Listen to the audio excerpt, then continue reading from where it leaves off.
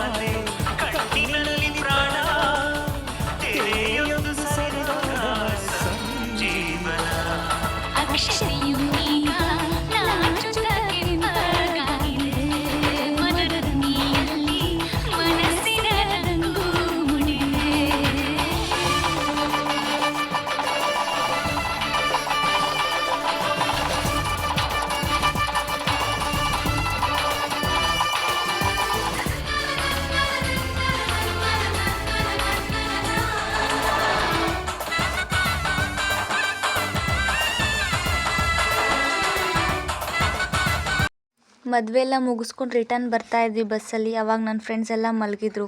ಬರಬೇಕಾದ್ರೆ ಇನ್ನೊಂದು ಫ್ರೆಂಡ್ ಮನೆಗೆ ಹೋಗಿ ಅವ್ರ ಮನೆಯಲ್ಲೆಲ್ಲ ಓಡಾಡಿಕೊಂಡು ಮತ್ತೆ ನಮ್ಮ ಮನೆಗೆ ಬಂದ್ವಿ. ಈ ವಿಡಿಯೋ ಇಷ್ಟ ಆದರೆ ಲೈಕ್ ಮಾಡಿ, ಶೇರ್ ಮಾಡಿ, ಸಬ್ಸ್ಕ್ರೈಬ್ ಮಾಡಿ.